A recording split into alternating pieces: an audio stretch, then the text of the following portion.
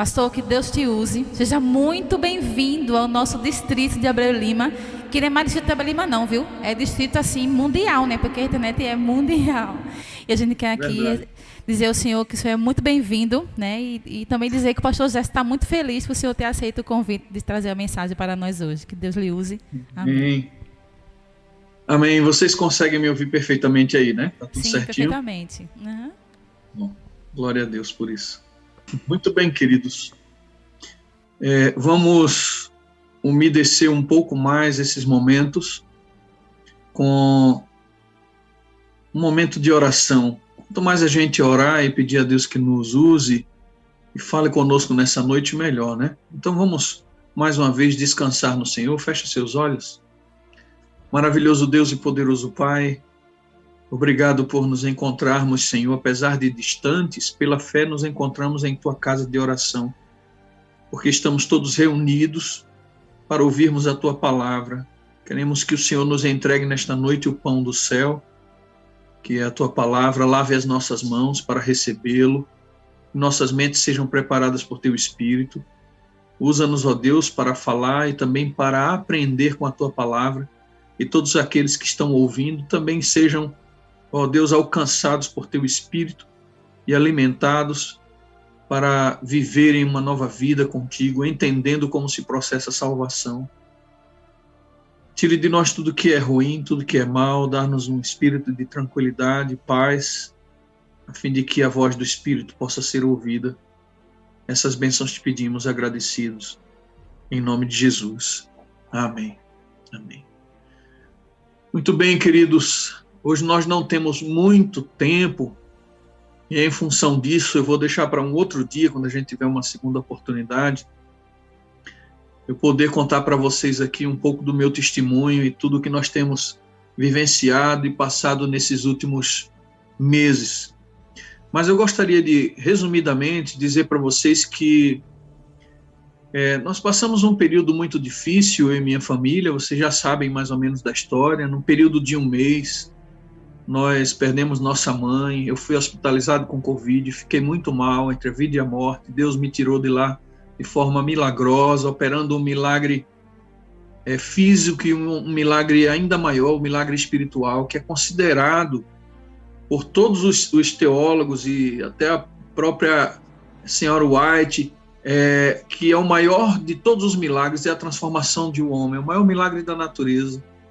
Então, passei por esse processo de perder minha mãe, que foi doloroso, depois fui hospitalizado, achei que iria morrer, passei por um processo maravilhoso de encontro com Deus ali, um dia eu vou poder contar para vocês com detalhes, mas logo depois desse milagre de renovação física e espiritual, nós perdemos o nosso filho Esdras, e esse foi um evento que trouxe grande comoção para, eu posso dizer com segurança, o Brasil inteiro, porque nós não imaginávamos como isso poderia repercutir, mas havia um propósito divino por trás de tudo isso.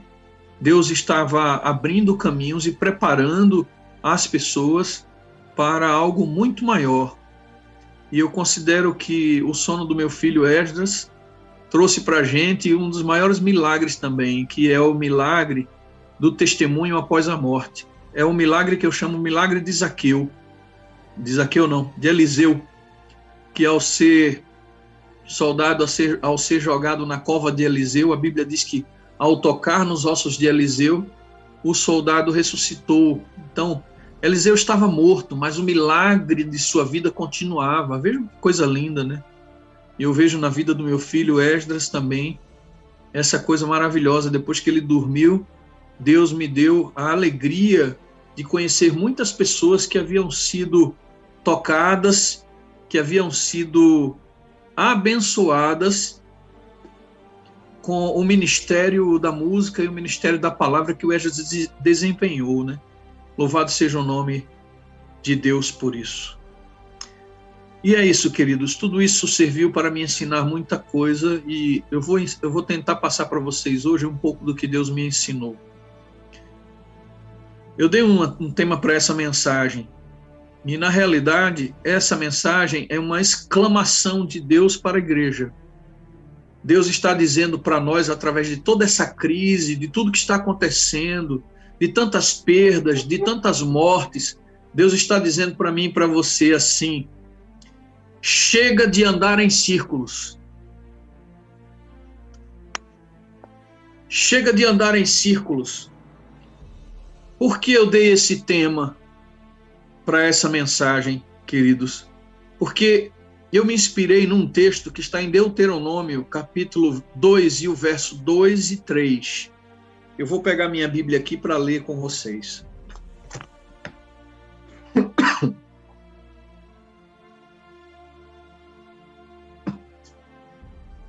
Por favor, abra sua Bíblia, Deuteronômio 2, verso 2 e 3. Antes da gente ler, entenda um pouco o contexto. Esse era um momento crucial para o povo de Israel. Eles estavam próximos de chegar na Canaã. Não tinha muito tempo. Aliás, o povo de Israel sempre esteve próximo de Canaã. Os historiadores e os teólogos dizem que o povo de Israel poderia chegar em 15 dias, no máximo 20 dias até Canaã, desde quando saíram do Egito. Mas isso não aconteceu, eles passaram 40 anos dentro do deserto. Olha quanto tempo perdido. Quando eles estavam perto de entrar em Canaã, aconteceu uma coisa. Eles começaram a rodear uma montanha chamada Seir, montanha de Seir. Eles começaram a rodear aquela montanha e diz a Bíblia que eles passaram muitos dias rodeando aquela montanha, sem saber que estavam andando em círculos. Olha que coisa incrível. Então, em Deuteronômio 2, verso 2 e 3, Deus diz o seguinte assim, ó, depois viramo-nos e seguimos para o deserto, caminho do Mar Vermelho, como o Senhor dissera, e muitos dias rodeamos a montanha de Seir. Então o Senhor me falou dizendo: tendes já rodeado bastante esta montanha, virai-vos para o norte. Virai-vos para o norte. Eu não sei se você já ouviu essa expressão de uma pessoa que estava perdida com um determinado assunto, ou perdido mesmo em algum lugar, e diz assim para a pessoa: você pode me dar o norte? Você pode me dar o norte? Por favor, eu estou sem saber que decisão tomar. Me dá um norte. Parece que Deus... Chegou um momento em que Deus não tinha mais paciência de ver o povo andando em círculos no deserto. 40 anos andando daquela forma. E perto de entrar na Canaã, parece que o povo ainda continuava com esse costume de se perder, de se afastar de Deus e perder o caminho, o fio da meada. Aí Deus se manifesta agora de maneira maravilhosa e diz em alto e bom som, chega de andar em círculos, segui para o norte. Louvado seja o nome do Senhor, queridos irmãos, porque eu acredito que Deus está querendo nos ensinar algo nesses últimos dias. Eu acho que Deus está querendo falar alguma coisa muito importante, muito preciosa para a igreja nesses últimos dias. O fato de estarmos atravessando essa grande crise, eu entendo que nós estamos passando por ela não porque por obra do acaso, mas eu entendo que Deus tem um propósito por trás de tudo isso. Por que Deus permitiu que Satanás envenenasse o ar e trouxesse uma enfermidade tão mortal para os seres humanos em um período como esse? E nós olhamos para a igreja e questionamos muitas vezes a Deus: Senhor, por que o teu povo está sofrendo e passando por todas essas angústias? Por que esse sofrimento está abatendo justos e injustos?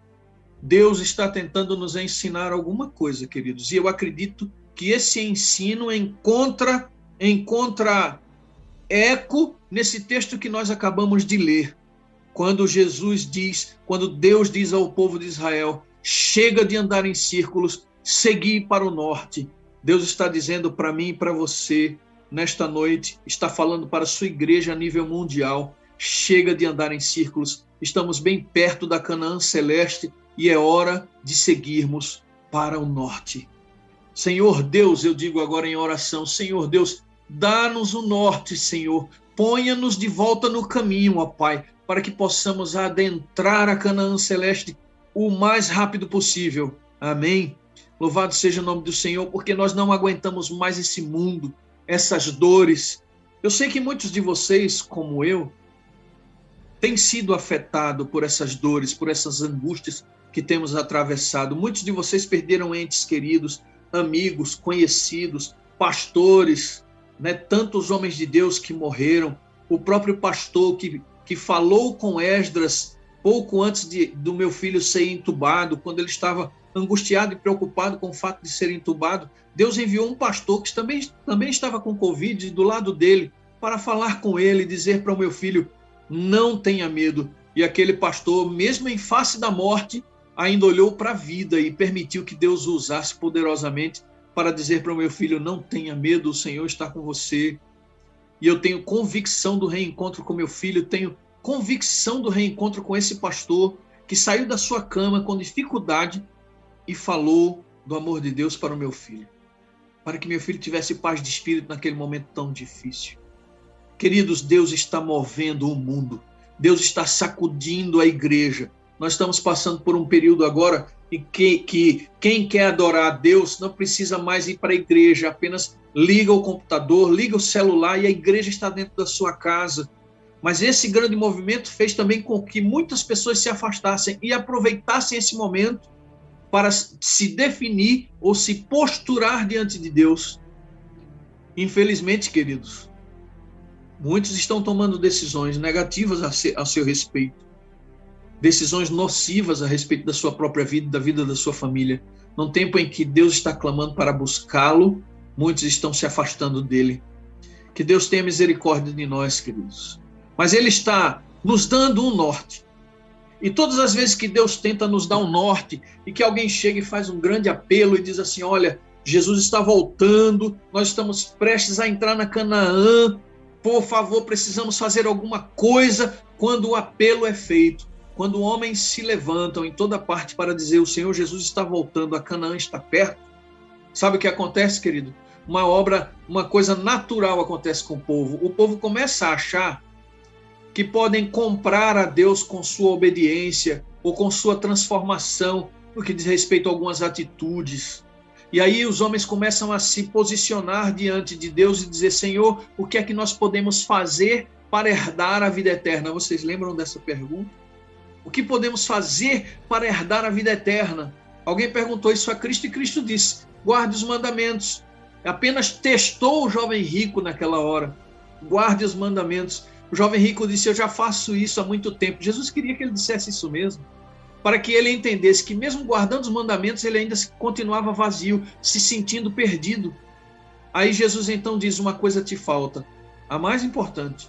Vende tudo o que tens, se desfaça de tudo, venha andar na minha presença. Aí você será perfeito. Mas o jovem rico retirou-se triste. Não aceitou esse chamado divino. Porém, esse chamado está se repetindo agora, nesses últimos dias, queridos. Deus está dizendo: chega de andar em círculos. Essa igreja precisa caminhar no caminho que eu determinar a partir de agora para que possamos entrar na Canaã celestial. E o caminho que ele está determinando, queridos, é a busca incessante pelo Espírito Santo e a compreensão da sua graça. Como se processa a salvação? Nós precisamos do Espírito Santo para que ele abra definitivamente a nossa mente, para que entendamos como se processa a salvação. E você pode dizer: ora, pastor, eu sou adventista há tanto tempo, o senhor está falando de como se processa a salvação. Eu já sei como ela se processa. Isso é verdade, irmãos. A maioria de nós sabemos como ela se processa, mas não sabemos processá-la na nossa vida. Uma coisa é conhecer, outra coisa é experimentar. Esse conhecimento que nós precisamos ter de como a salvação se processa é essencial para que a gente mude de vida, porque essa mudança de vida não deve ser obra apenas de um esforço humano. Essa mudança de vida precisa ser obra do Espírito Santo na minha e na tua vida. Muito bem, queridos. Todas as vezes que um grande reavivamento se levanta e as pessoas percebem que Jesus está às portas, ou pelo menos que o juízo está às portas, as pessoas se prontificam da seguinte forma: fala, Senhor, o que devemos fazer e faremos. Nesse episódio, quando Moisés estava prestes a entrar na Canaã, depois que eles pararam de rodear a montanha de Seir, seguiram, e você vai ver, se você acompanha em Deuteronômio, que no capítulo 4 Moisés faz um apelo ao povo, para que o povo se volte novamente para Deus. E a resposta do povo é a seguinte: o que o Senhor disser, faremos.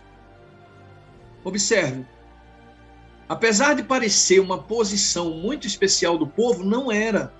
Porque Deus estava cansado das tentativas daquele povo de tentar obedecer a Deus, mas sem sentir no coração um amor genuíno, algo que motivasse de dentro para fora esta obediência. Deus queria a obediência do povo de Israel? Sim, mas antes ele queria o seu amor. Porque esse é o objetivo de Deus desde quando Lúcifer foi expulso do céu. Lúcifer colocou em jogo o nome de Deus e o seu amor. Ora, as pessoas servem a Deus porque Ele é poderoso, Ele governa tudo, Ele tem todo o poder no céu e na terra, e as pessoas, por temor, obedecem. E Deus quer mostrar para o universo inteiro, não somente para o mundo. Não somente para o mundo. Deus precisa mostrar para o universo inteiro que as pessoas que lhe obedecem por amor. Elas sentem prazer em obedecer a Deus. E se isso não está acontecendo com você ainda, é porque alguma coisa precisa acontecer antes que isso aconteça, antes que a sua obediência seja vista pelos homens e seja operada com alegria. Uma outra coisa precisa acontecer. Você e eu precisamos de um encontro real, intransferível, pessoal com a pessoa do Espírito Santo. Nós queremos limitar o nosso relacionamento com Deus à obediência. Isso não compra o coração de Deus. No final dos tempos, queridos, haverá um movimento entre aqueles grupos, aqueles 3 grupos que estarão se preparando, ou melhor, estarão olhando para o céu, esperando Jesus voltar. 3 grupos. O grupo dos salvos, um grupo de ímpios e um grupo de pecadores. Mas, pastor, ímpios e pecadores não são a mesma coisa? Em alguns textos da Bíblia, eles são diferenciados. O Salmos, por exemplo, é um livro poético. E algumas pessoas dizem que esse texto que eu vou citar agora é nada mais, nada menos que um paralelismo poético, natural da poesia. Mas também há muitos comentaristas que dizem que Deus está fazendo ali uma divisão de 3 grupos por ocasião da volta de Jesus. Um grupo é o grupo dos justos. Vamos ler, para que a gente possa ler bem direitinho e não confundir as coisas. Salmo, capítulo 1. Primeiro capítulo do livro de Salmos. Salmos, capítulo 1. Diz assim, olha só, que coisa interessante. Capítulo 1, verso 5. Por isso, os perversos não prevalecerão no juízo, nem os pecadores na congregação dos justos. Muito bem. Aí você vê exatamente 3 classes de pessoas: perversos, pecadores e justos. O perverso, na sua Bíblia, aí pode estar escrito como ímpio. Não tem problema. Ímpio, pecador e justo. Aí, eu costumo classificar esses 3 grupos da seguinte forma. Vai ter um grupo que Jesus vai dizer assim: vinde benditos do meu Pai, possuir por herança o reino que está preparado desde a fundação dos séculos. Esse grupo quem é, queridos? O grupo dos justos. Porque tive fome e me deste de comer, tive sede e me deste de beber, estava preso, fosse me visitar. Aí esse grupo de justos dirá o seguinte: quando fizemos isso, Senhor? Quando? Ora, a resposta dos justos não é a resposta de alguém que não fez. É uma resposta de alguém que fez boas obras, realizou boas obras, mas isso nunca foi a base do seu cristianismo, da sua religião. Nunca foi a base. Eles faziam isso de forma tão natural que se tornou imperceptível aos seus próprios olhos. Então eles dirão para Jesus assim: quando fizemos isso, Senhor? Quando? Aí o segundo grupo, que é o grupo de ímpios. Antes de falar do ímpio, eu vou falar dos pecadores, tá certo? Quem são os pecadores? São aqueles que nunca aceitaram a Jesus como Salvador, nunca viveram uma vida na igreja. E esses pecadores, quando o Senhor se manifestar nas nuvens dos céus, eles vão dizer uma coisa: caí sobre nós os montes e os rochedos, escondam de nós essa glória. Escondei-nos da face desse que está brilhando, nós não suportamos essa glória. Caiam sobre nós os montes. Os pecadores que nunca tiveram envolvimento com o Senhor dirão isso. Mas o terceiro grupo, o grupo de ímpios, que são aqueles que conheceram a Cristo, aqueles que tiveram conhecimento pleno da verdade, sabiam o que deviam fazer e viveram a sua vida tentando comprar o favor divino, operando boas obras, mas sem amor. Não tiveram uma experiência genuína, pessoal, intransferível com Deus. Eles simplesmente operavam boas obras para conquistar um lugar no céu. Estes têm um outro discurso. O discurso destes é: Senhor, nós também fizemos muitas coisas.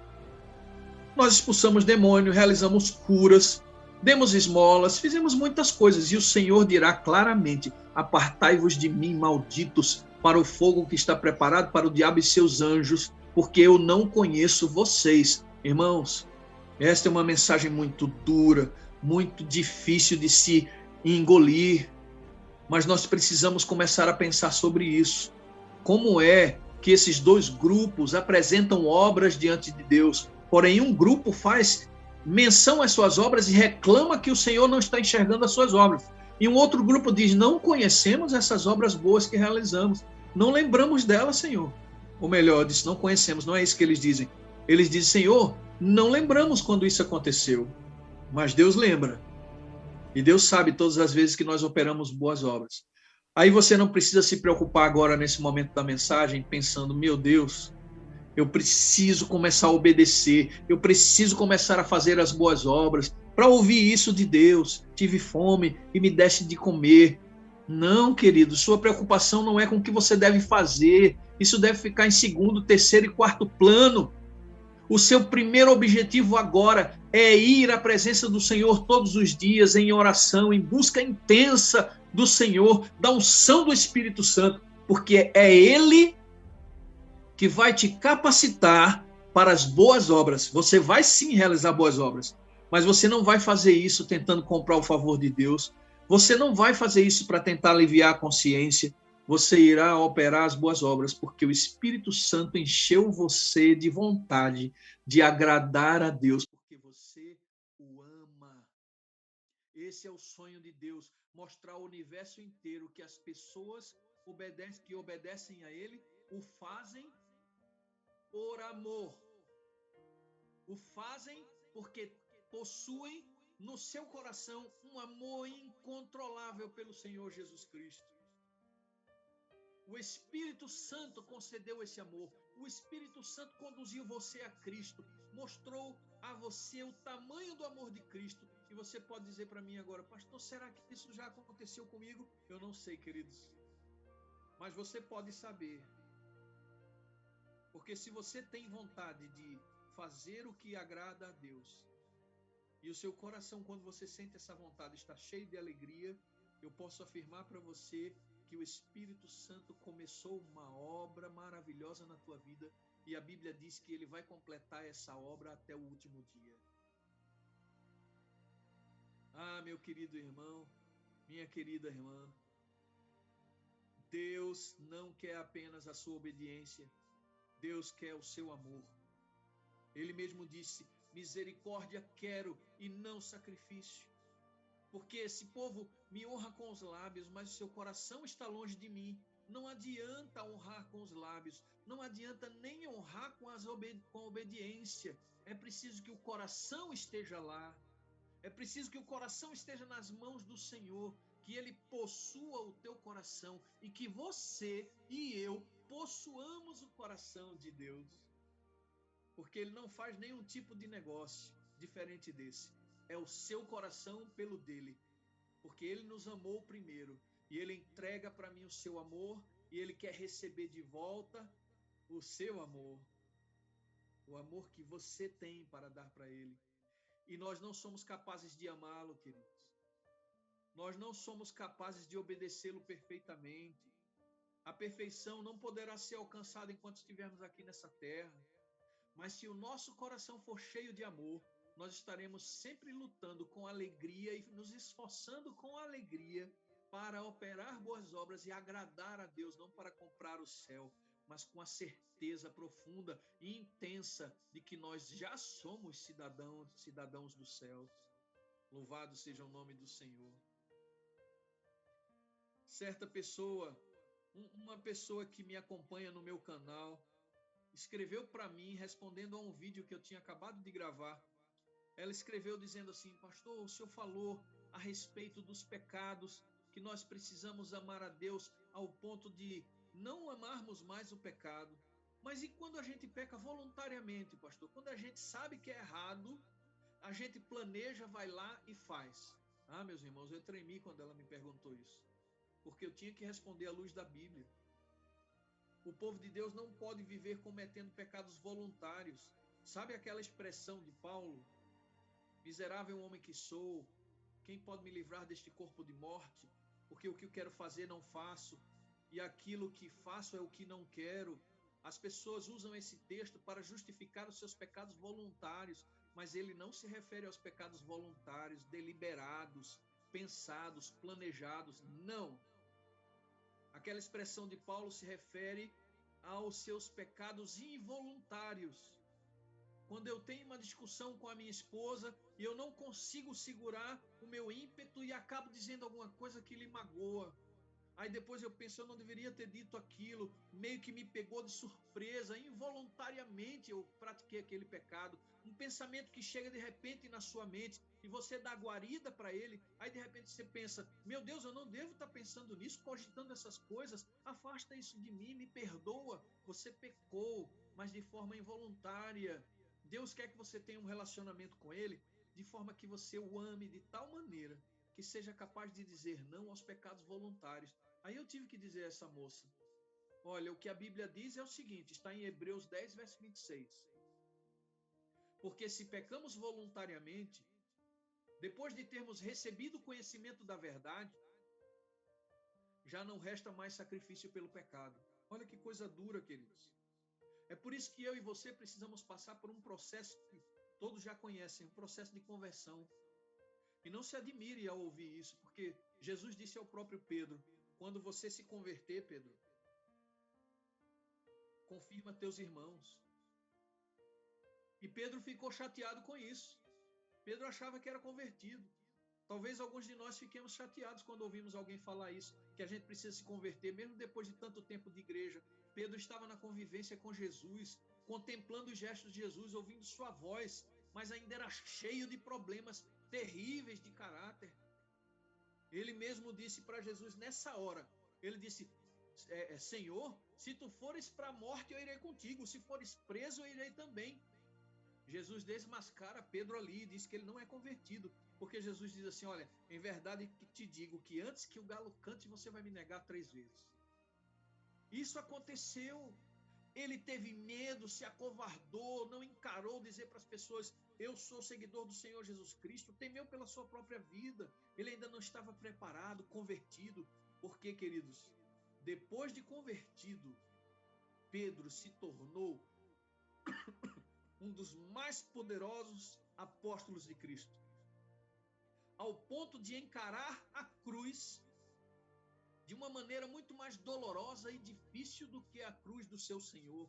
Ele disse, não sou digno de ser crucificado como meu Senhor, por favor, ponha minha cruz de cabeça para baixo. Nós não encontramos isso na Bíblia, mas isso nós encontramos nos historiadores, naquelas pessoas que escreveram histórias paralelas àquelas que nós conhecemos da Bíblia. E Ellen White confirma essa postura de Pedro. Então, meus queridos, não fique triste quando eu digo precisamos passar pelo processo de conversão. Deus nos ama tanto que Ele sabe que mesmo tendo tanto tempo de igreja, eu e você, nós precisamos ter um encontro real e genuíno com Cristo. Vocês sabem, eu passei minha vida na igreja adventista, eu tive meu momento de trevas, de escuridão, eu precisava de conversão e o Senhor me encontrou e me ensinou o que é o amor de Deus. Eu achava que jamais poderia ser perdoado pelo Senhor e Ele me deu garantias de que o sangue de Jesus é poderoso para me lavar completamente dos meus pecados e esquecer do meu passado. Meu passado está escondido em Cristo e você precisa se apoderar tanto dessa misericórdia de Deus que isso comova o teu coração até o íntimo do teu ser e te faça amar a Jesus acima de todas as coisas. Quando esse amor nascer no teu coração, por fruto da atuação do Espírito, haverá uma mudança significativa, perceptível diante de todas as pessoas que convivem com você, diante de todos que convivem com você. Quando pecamos voluntariamente, alguma coisa está errada. Não estamos ainda suficientemente inspirados pelo Espírito, tocados e impressionados com a malignidade do pecado. Não temos ido ao Senhor todos os dias com frequência, não temos tido tempo de qualidade com Ele. Ah, meus queridos, eu não sei quantos de vocês aqui fazem parte da sala 57. Eu tenho feito um esforço pessoal, porque eu preciso estar na presença do Senhor todos os dias. Depois do momento de escuridão que eu vivi na minha vida, eu cheguei a uma conclusão. Eu tenho medo de sair da presença de Deus, eu não posso deixar de ir a Ele um só dia, porque isso pode ser o início da minha ruína. Querido, apodere-se dessa palavra. A partir de hoje, não negligencie mais a sua comunhão com Deus. Vá à presença do Senhor todos os dias. Vá à presença do Senhor em oração particular. Vá também, se você tem uma sala 57, eu tenho uma outra sala pela madrugada que funciona. Busque encontrar-se com Deus, começar o dia com Ele, porque a porção do Espírito é como maná. Ela é concedida diariamente, porção após porção. O Senhor ensinou ao povo de Israel essa verdade, mas eles não aprenderam. Nós que estamos prestes a entrar na Canaã Celeste, precisamos aprender. Ah, meus queridos, Deus não quer pouco de mim e de você, Deus quer muito. Muito. As suas exigências são gigantescas. Sabe por quê, queridos? Quando nós perguntamos para Deus, Senhor, o que queres que façamos? O que é que o Senhor espera da nossa vida diária? Ele vai dizer, igual Pedro disse àquele povo no dia de Pentecostes, arrependa-se dos seus pecados. Mas não para aí. Ele vai dizer, converta-se dos seus maus caminhos. Reconheça a malignidade do pecado. Não ceda à tentação. Ame a Deus acima de tudo. Ame o seu próximo de verdade. Se importe com ele. Não espere alguém te pedir ajuda, não. Saia do seu lugar e vá ao encontro das pessoas que precisam ouvir você, as pessoas que precisam da sua ajuda financeira, do seu apoio emocional.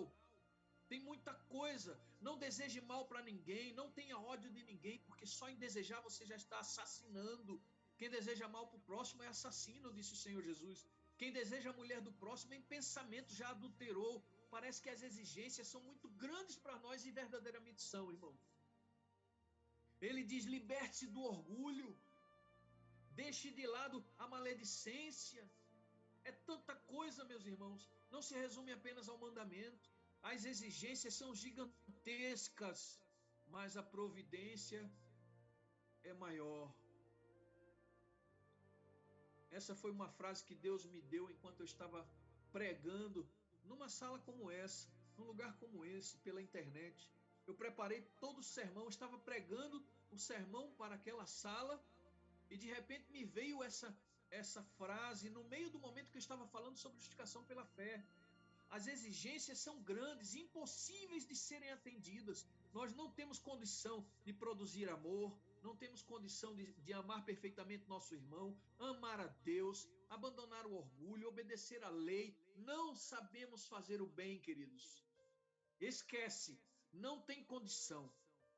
Nós precisamos ir à presença de Deus, acreditando que Ele sim tem poder para nos tornar a imagem e semelhança do Senhor Jesus Cristo.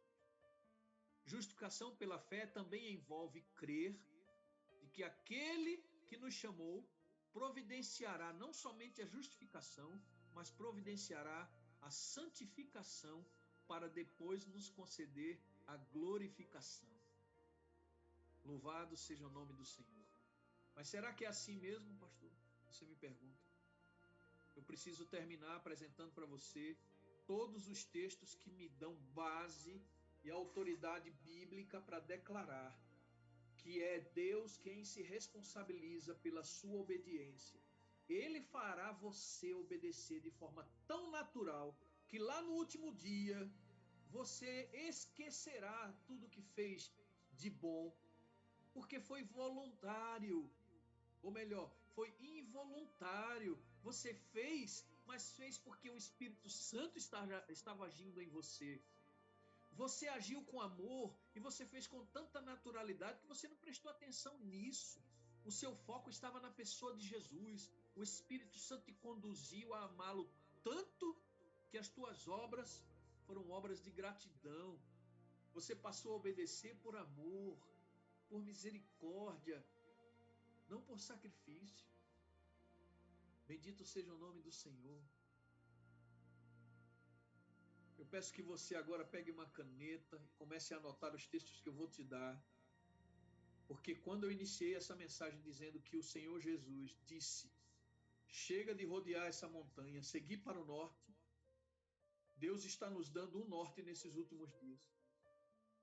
Ele quer que entendamos como a salvação se processa, para que possamos ir ao Espírito Santo com urgência, a fim de receber dele a capacitação para vivermos esses últimos dias nesse tempo de crise e conseguirmos com alegria obedecer ao Senhor. Esse é o chamado de Deus. Esse é o norte que ele está nos dando. Você quer o norte? Vá na direção do Espírito. Ellen White diz que essa é a maior de todas as necessidades que o povo de Deus tem. A maior e principal necessidade do povo de Deus é da unção do Espírito Santo, do renascimento no Espírito Santo. Abra sua Bíblia, por favor, no primeiro texto que eu quero apresentar para vocês e a gente vai para o fim dessa mensagem. Primeiro texto que vai mostrar para você que Deus está nos ensinando nesta noite sobre salvação, para que hoje seja o último dia que nós estamos vivendo de mediocridade espiritual.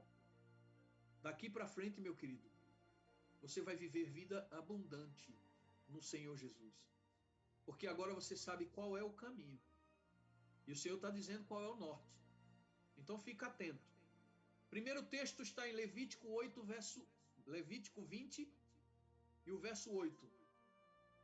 Levítico 20 e o verso 8 diz assim: obedecereis os meus decretos, as minhas leis, porque eu sou o Senhor que vos santifica. Obedecereis os meus decretos, os meus estatutos. Vocês vão cumprir os meus decretos, porque eu sou o Senhor que vos santifica. Então, vamos dar ordem para esse texto. Por que é que eu obedeço a Deus? Por que é que eu consigo seguir os seus estatutos? Só de um jeito, porque Jesus disse: sem mim nada podeis fazer. Eu só consigo porque é Deus, através do Espírito Santo, quem me santifica. Então Deus está dizendo assim no texto: vocês obedecem e vocês andarão nos meus estatutos, porque eu vou santificar vocês. Querem ver um outro texto de Deus falando isso? Ezequiel 11, verso 19. Está escrito assim: eu vou dar para vocês um coração novo. Vou fazer com que vocês tenham um só coração comigo. Eu porei dentro de vocês um novo espírito e tirarei da sua carne o coração de pedra e lhes darei um coração de carne. Louvado seja o nome do Senhor. Então eu tenho um coração de pedra. Você tem um coração de pedra. Quem é que pode dar para mim e para você um coração de carne capaz de obedecer? Quem, irmãos? O Senhor, na pessoa do Espírito Santo. Mais um texto que eu considero um dos maiores textos a respeito de justificação pela fé, um dos mais fortes que a Bíblia apresenta, está num livrozinho bem pequenininho de um capítulo só, livro de Judas. Judas, verso 24. Fica atento aí, irmão. Ora, aquele que é poderoso para vos guardar de tropeçar e apresentar-vos irrepreensíveis com alegria perante a sua glória. Louvado seja o nome do Senhor. Mais uma vez, a palavra de Deus está dizendo que o Pai é poderoso para nos guardar de tropeçar. Como é que ele faz isso? Concedendo o Espírito Santo que nos convence do pecado, da justiça e do juízo. Aí o Espírito Santo opera uma obra maravilhosa no seu coração, chamada conversão, que faz com que você ande em outra direção, mudança de vida, novidade de vida. Mas como isso? Sofrendo? Meu Deus, como é difícil obedecer a Deus. Como é difícil ser um adventista do sétimo dia. Meu Deus, como é difícil ceder e entregar para ti aquilo que está ainda te desagradando e que eu carrego comigo tanto tempo da minha vida. Como é difícil, como é difícil. É verdade, irmãos. Não é só difícil, não. É impossível que isso aconteça sem a unção do Espírito Santo, sem o poder do Espírito Santo. Ele está dizendo em sua palavra que tem autoridade, que ele é poderoso para nos guardar de tropeçar e nos apresentar irrepreensíveis com alegria perante a sua glória. Louvado seja o nome do Senhor. Mateus 6, verso 13. Mateus 6, verso 13 é um texto também muito forte, apesar de ser pequenininha a parte que eu quero apresentar para vocês. Jesus ensinou os mandamentos, Jesus ensinou os apóstolos a orar. E no meio da oração ele disse assim: vocês devem rogar ao Pai da seguinte forma: Pai querido, não nos deixe cair em tentação, mas livra-nos do mal. Então, mais uma vez, Jesus está apresentando o Pai como se responsabilizando pela minha não queda, pelos meus não tropeços. Eu não vou tropeçar porque eu sou bonzinho, não é isso. Eu não vou tropeçar porque Deus está se responsabilizando por me manter em obediência. Ele não vai me deixar tropeçar, não vai deixar que meus pés vacilem. Essa queda involuntária que nós temos fará parte da nossa vida até o dia que Jesus voltar. Mas esses pecados que são terríveis, que nos afastam de Deus, Ele nos dá o poder para vencê-los, irmãos. Ele está dizendo: peçam a mim. Por isso que você todo dia tem que pedir. Todo dia você tem que ir nessa porção do Espírito. Senhor, não me deixe cair em tentação, me preserve. Eu quero que assim seja porque eu te amo. Não é para ganhar o teu favor, não é uma cadeira cativa no céu. É porque eu te amo. Isso só é possível pelo poder do Espírito Santo. Louvado seja o nome do Senhor. Filipenses 1, verso 6. Estou convencido de que aquele que começou boa obra em vocês vai completá-la até o dia de Cristo Jesus. Louvado seja o nome do Senhor. Ele começou uma obra em mim e está dizendo que vai completar. É responsabilidade dele. Qual é a minha responsabilidade então? É atender o chamado que ele fez ao jovem rico. Vem e segue-me. Ele fez esse chamado a Pedro: vem e segue-me. O jovem rico retirou-se triste. Pedro largou suas redes no mesmo instante e o seguiu. Aí ele passou a conviver com Cristo.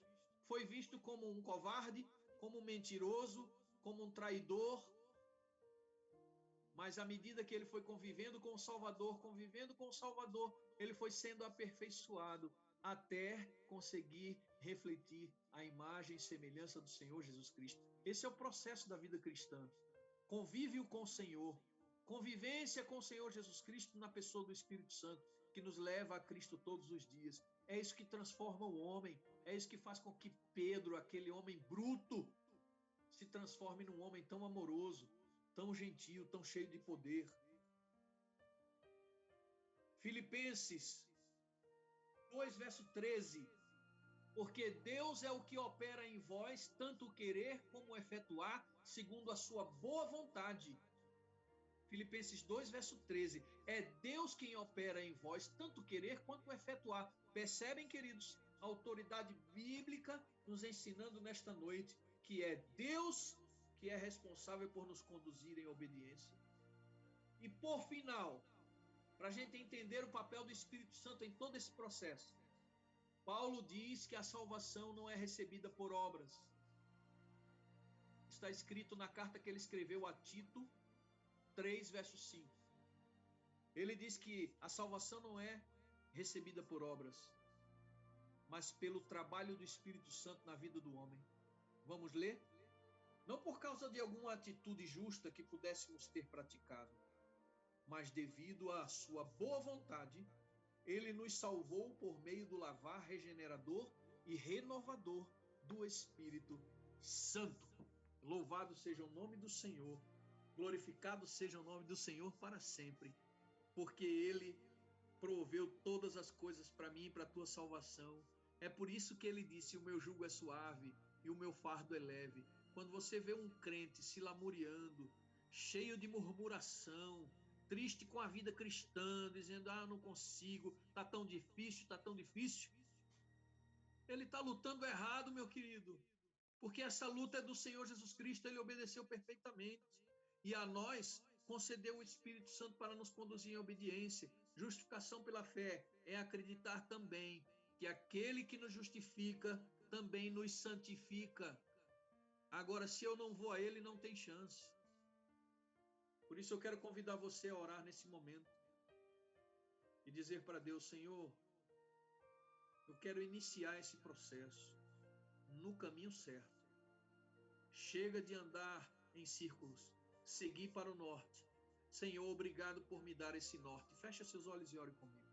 Maravilhoso Deus, muito obrigado porque a tua palavra, Senhor, e teu Espírito nos ensinam qual é o norte da vida cristã, o norte para recebermos a salvação que nos já está assegurada.